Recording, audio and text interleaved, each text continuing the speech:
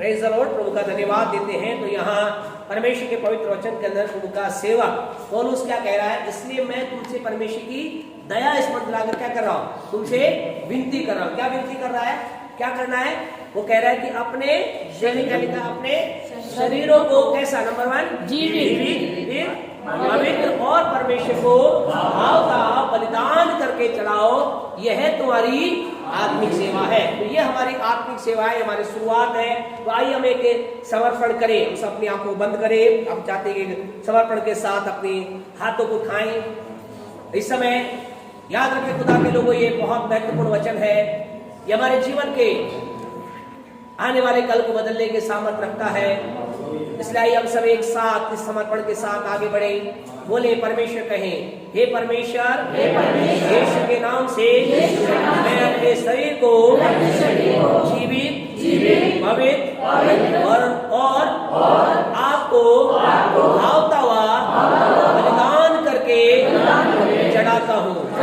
हे परमेश्वर, यीशु के नाम से मैं अपने शरीर को जीवित पवित्र और आपको भावता हुआ बलिदान करके चढ़ाता हूँ। आइए हम थोड़ी देर प्रार्थना करें, खुदा के सम्मुख आए, दुआ करें, खुदा से कहें हालेलुया, धन्यवाद यीशु।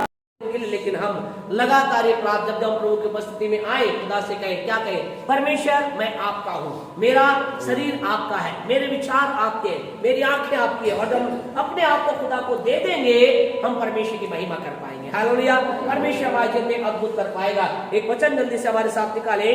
आज हम परमेश्वर के पवित्र वचन में से एक भाग को देख करके हम आगे बढ़ेंगे। यूहन्ना रचित सुसमाचार उसका 6वां अध्याय, यूहन्ना रचित सुसमाचार उसका 6वां अध्याय। जल्दी से हम 3 विशेष बातों को हम देख करके आगे बढ़ेंगे। यूहन्ना रचित सुसमाचार उसका 6वां अध्याय और उसकी 5वीं आयत को कोई पढ़े। 6 का। यीशु ने अपनी आंखें उठाकर हाँ जी एक बड़ी भीड़ को अपने पास आते देखा। हाँ। और फिलिप्पुस से कहा कि हमें इनके भोजन के लिए रोटी कहाँ से बोल रहा है। परमेश्वर का धन्यवाद देते हैं। हम इस बात को देखते हैं, यहाँ पर क्या है, यीशु मसीह कह रहा है। क्या कह रहा है? यीशु मसीह ने किसको देखा? अगर हम इसे दृष्टांत को जानते हैं अच्छी रीति से, ये कौन सा दृष्टांत है, कौन सी घटना है?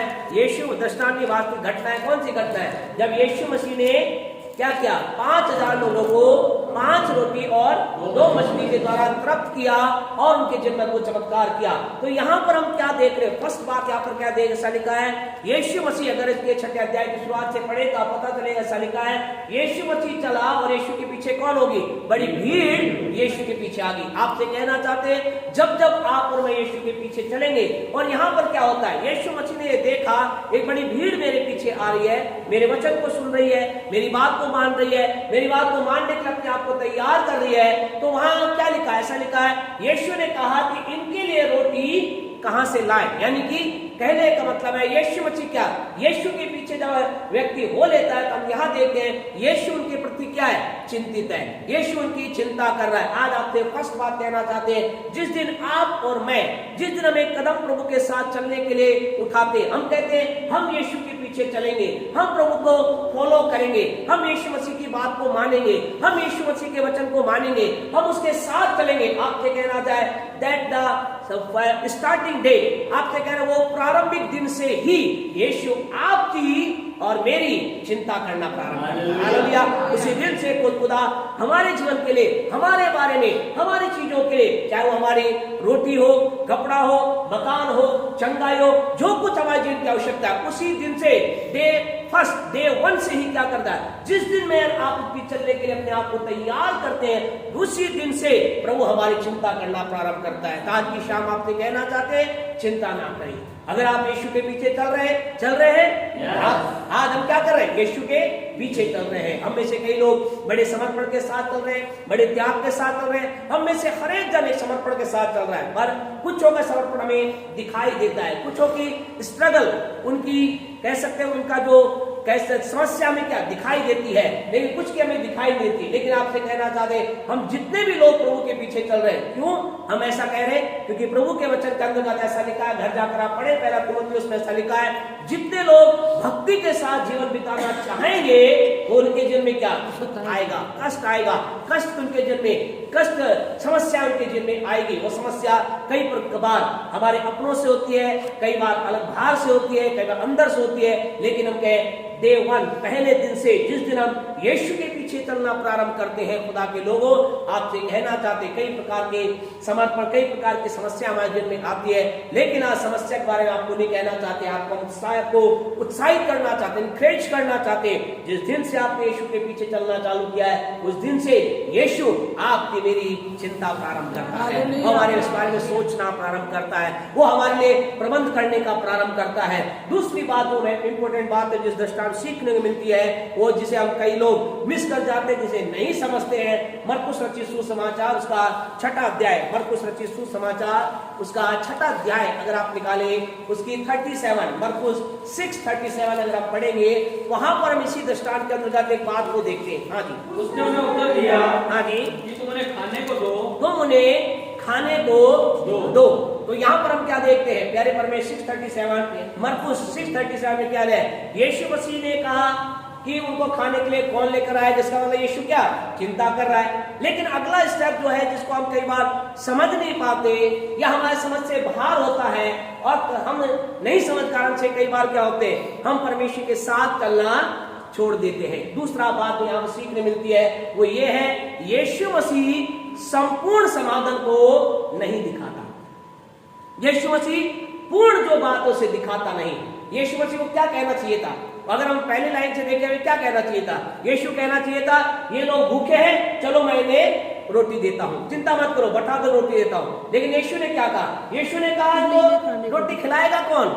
यीशु चिंता कर रहा है। याद रखिए, यीशु आपकी चिंता करता है।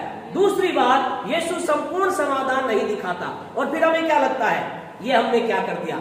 हम यीशु के पीछे आए, हमने सोचा था हम खुदा के पीछे आए, वो हमारे लिए ये करेगा, वो करेगा, 1 2 3 काम करेगा। अब हमारे जीवन में रास्ता क्यों नहीं खुला? हमारे जीवन में काम क्यों नहीं हो रहा? हमारे जीवन में ऐसा क्यों हो रहा है? हमने तो सोचा था हम यीशु के पीछे चले, मतलब कि फूलों के रास्ते पे चले। हमने तो सोचा था कि हम यीशु के पीछे चल गए हैं और वो गाना बजेगा, है ना, कि भाई क्या फूल बरसाओ आया है। हमें ऐसा लगेगा कि यीशु मसीह, हम यीशु के पीछे चले गए तो ऐसा लग रहा है हमारे रास्तों में क्या फूल ही फूल आ गए। लेकिन ऐसा नहीं होता है प्यारे परमेश्वर। आपसे कहना चाहते हैं, यहाँ ऐसा लिखा है, यीशु ने क्या कहा? इन्हें भोजन कहां से कौन खिलाएगा? आपसे कहना चाहते खुदा के लोगों, हमें परमेश्वर यीशु मसीह पूर्ण, यूं कहें पूरा रास्ता नहीं दिखाता। तो हमें ऐसा लगता है हमने चलने में कई गलती नहीं की। लेकिन हम क्या करें? हम यीशु के उस समय के अंदर भी हमें संपूर्ण रास्ता दिखाई नहीं दे रहा, नहीं देता है, तो भी क्या करें? यीशु के साथ बने रहें। और क्यों? क्योंकि इसके अगले इसी घटना के अगले भाग के अंदर में एक अद्भुत बात देखते हैं, जैसे पढ़ना है मरकुस के 6:38 में। देखिए क्या होता है। उसने उनसे कहा, जाकर देखो तुम्हारे पास कितनी रोटी है, तुम्हारे पास कितनी रोटियां हैं। तीसरी बात हमें समझना है, इसे प्यारे परमेश्वर की घटना के द्वारा यीशु मसीह जो है संपूर्ण हमें रास्ता तो नहीं दिखाता, लेकिन जो कुछ भी वो करेगा वो कहां से करेगा? जो कुछ आपके और मेरे पास है। हम कई बार सोचते हैं खुदा स्वर्ग से कुछ चीज की शुरुआत करे, लेकिन नहीं, परमेश्वर जो कुछ भी करेगा वो जो कुछ आपके पास है वहां से करेगा। और यीशु ने क्या कहा? अगर इसको और अनुवाद में देखें, एक दूसरे का देखें, यीशु क्या कह रहा है? यीशु कह रहा है, तुम्हारे पास क्या है? What you have, तुम्हारे पास क्या है? तुम्हारे पास क्या चीज है? आज आपसे कहना चाहते हैं, आज आप क्या चीज प्रभु से चाहते हैं? क्या आप चंगाई चाहते हैं, आशीष चाहते हैं, धन की आशीष चाहते हैं, आत्मिक आशीष चाहते हैं, कोई चमत्कार चाहते हैं? तो आपसे कहना चाहते हैं, यीशु मसीह जो कुछ भी करेगा स्वर्ग से नहीं करेगा। कहां से स्टार्ट करेगा? आपके पास से करेगा। और आप कहेंगे मेरे पास क्या है? और आपसे कहें हम में से हर एक के पास है जहां से खुदा शुरुआत कर सकता है। हालेलुया। आप में से प्रत्येक के जीवन में वो है जहां से खुदा काम कर सकता है। यीशु ने कहा तुम्हारे पास क्या है? उन्होंने क्या कहा? उन्होंने कहा हमारे पास तो 5 रोटी और 2 मछली। उन्होंने कहा ओके। आपसे कहना, उसके बाद आपसे कहना क्या है? आज आप जीवन में चमत्कार देखना चाहते हैं? खुदा कहेगा चमत्कार करने में क्या चाहिए?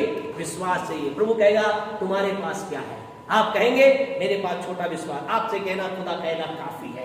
हालेलुया। आप कहेंगे मेरे पास राई के दाने विश्वास है, प्रभु कहेगा काफी है। आप कहेंगे मेरे पास तो मैं धन के क्षेत्रवत कार्य करना चाहता हूँ, मेरे पास तो मेरी तनख्वाह 5,000 है, मेरी तनख्वाह तो 10,000 है, मेरे पास छोटा पैसा है, थोड़ा पैसा है, थोड़ी बुद्धि है। आपसे कहना चाहते परमेश्वर जो कुछ भी करेगा वो कहां से करेगा? जो कुछ हमारे पास है। लेकिन चौथी इंपॉर्टेंट बात हमें समझना है, वो हमारे पास से पहली बात हमें समझना है, जब हम यीशु के पीछे चलेंगे वो हमारी चिंता करेगा।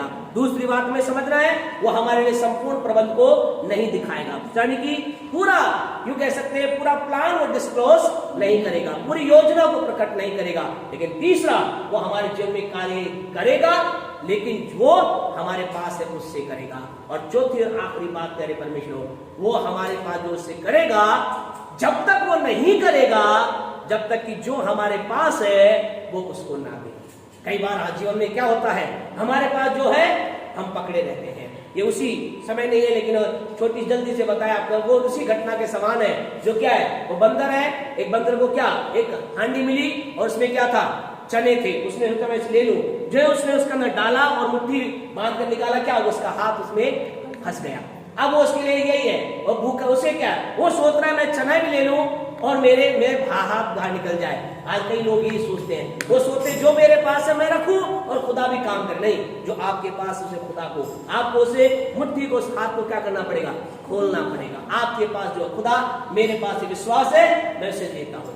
आप कहेंगे वो पहले तक हम दे देंगे। याद रखिए प्यारे परमेश्वर को हमेशा याद रखे, मरकुस 2:5 को याद रखें। मरकुस 2:5 में क्या लिखा है, यीशु ने उनके विश्वास को देखा। आपसे कहे आप कितना भी का मेरा विश्वास है, आपको शो करना पड़ेगा, दिखाना पड़ेगा। आपके पास धन की बढ़ोतरी का विश्वास है तो क्या अपना धन खुदा के हाथ में देते हैं? आपके पास चंगाई का विश्वास है तो क्या विश्वास करते खुदा मेरे जीवन में कार्य कर रहा है? क्या आपके जीवन का किसी बात का विश्वास है? आपको खुदा को देना, खुदा कहना खुदा ये मेरे पास है मैं तुझे देता हूं। और जो ही आप उसे खुदा के हाथ में देंगे वो आपका विश्वास होगा, वो आपका धन होगा, वो आपकी बुद्धि होगी, वो आपका टैलेंट होगा। आपसे कहना चाहते हैं परमेश्वर उसे लेकर के चमत्कारी बना देगा। ऐसा लिखा, जो ही वो रोटियां खुदा के हाथ में गई, जब तक उनके पास थी कितनी थी, 5 की 5 थी, लेकिन जो ही वो यीशु के हाथ में गई क्या हो गई, इतनी हो गई, इतनी हो गई, इतनी हो गई कि 5,000 लोगों ने, केवल पुरुषों ने और उसकी स्त्रियां थी, बच्चे थे, उन्होंने खाई, बच्चों ने खाई।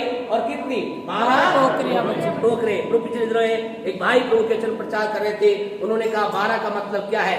12 का मतलब जैसे हमने बताया पहले, क्या यीशु ने कहा सबने चेलों का एक एक अपने घर ले जाओ, लेकिन वहां दूसरे इंद्रों में नया रेवलेशन परमेश्वर ने भाई को उन्होंने कहा 12 का मतलब है 12 महीने हर दिन खुदा हमारा प्रबंध करे। खुदा ने कहा मेरे हाथ में दे दोगे मैं पूरे साल का तुम्हारे, जब तक तुम दुनिया प्रबंध करेंगे। आंखें बंद करें प्रभु की उपस्थिति में, इन बातों को मनन करें, विचार करें। छोटे संदेश हम दे रहे हैं लेकिन पावरफुल बातें को ग्रहण करें। यीशु के पीछे है, प्रभु आपकी चिंता करता है, सब बातें प्रकट नहीं करता, लेकिन वो आपके जीवन का जो कुछ है वहां से शुरुआत करता है। क्या उसे देने के लिए तैयार है? आपके पास विश्वास है, उसका कदम एक कदम उठाएं। आपके पास जो धन है आप उसको खुदा के हाथों में दे दें। आपका जो बुद्धि है खुदा के हाथ में दे, प्रभु यूज करेगा। पिता यीशु के नाम से आपके पास आए, धन्यवाद आज के अच्छे समय के लिए, अवसर के लिए। खुदा आपने दिया, मिलकर आपकी महिमा करें। हम इसे हर एक दिन में आपके महान और सामर्थ्य कार्य के लिए धन्यवाद यीशु के नाम से मांगते हैं, आमीन। हमारे परमेश्वर का प्रेम, प्रभु यीशु का अनुग्रह, पवित्र आत्मा की सहभागिता आपसे लेकर यीशु के दूसरे आगमन तक हमारे साथ और संसार के तमाम विश्वासियों के साथ बनी रहे, आमीन।